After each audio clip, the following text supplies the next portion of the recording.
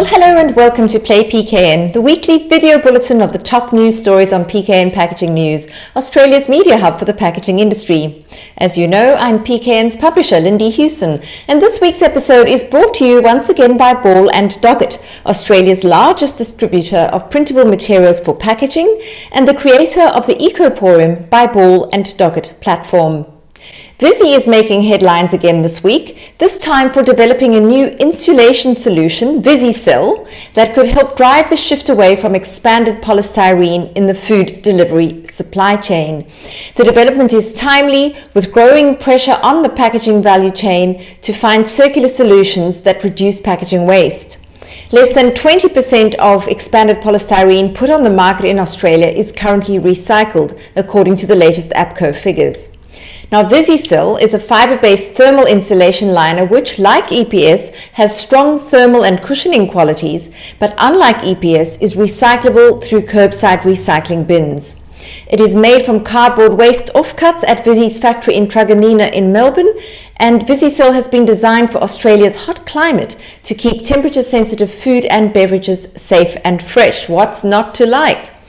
Next up, trading results for the first 3 months of this calendar year at ProPak Packaging show the company has continued to perform below expectations.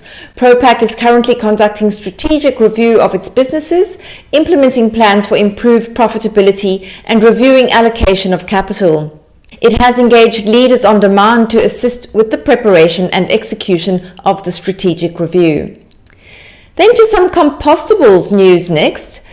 First, we have Piazza, which has switched to a range of certified home compostable coffee cups made by BioPak, transitioning all current takeaway cups to the new aqueous-lined BioCups, with the aim to reduce the number of single-use cups ending up in landfills.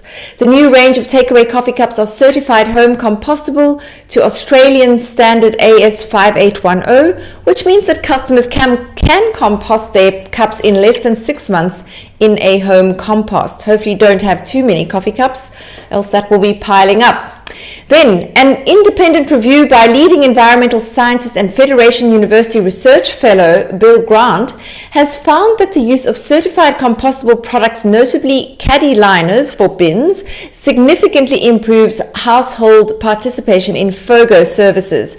The findings have key implications for the packaging industry, as compostable materials play an increasingly important role in advancing Australia's circular economy goals.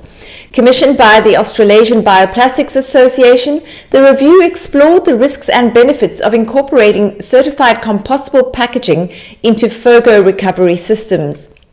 That's food and organic waste, by the way. The conclusion was that certified compostable products not only encourage greater uptake of FOGO services, but also contribute to better food organics recovery and lower contamination rates.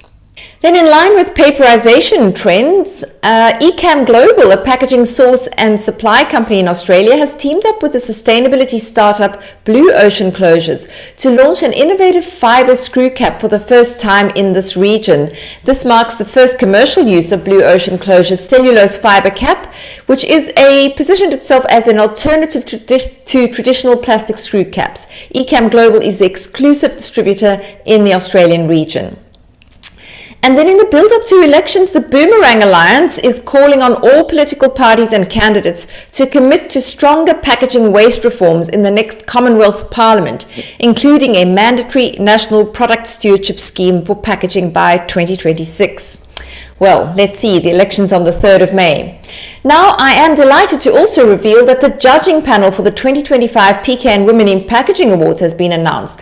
We have brought together an esteemed group of industry leaders who will lend their expertise to recognise and celebrate outstanding women across Australia's packaging value chain. The panel includes Nerida Kelton, Executive Director of the Australasian Institute of Packaging, Louise Ween, the CEO of the National Association of Women in Operations, Roseanne Jessup, who's the MD of Pills Automation ANZ and also Vice Chair of the Australian Processing and Packaging Machinery Association, and Sandra Dalmasso, who is Head of Packaging Transformation at the Australian Packaging Covenant Organisation.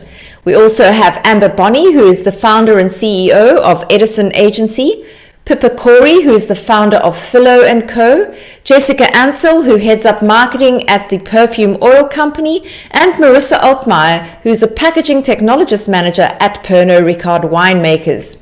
So that leaves me to remind everybody that the entry deadline is just 1 week away. Head to the PKN Women in Packaging landing page on the PKN website and get those nominations in. What are you waiting for?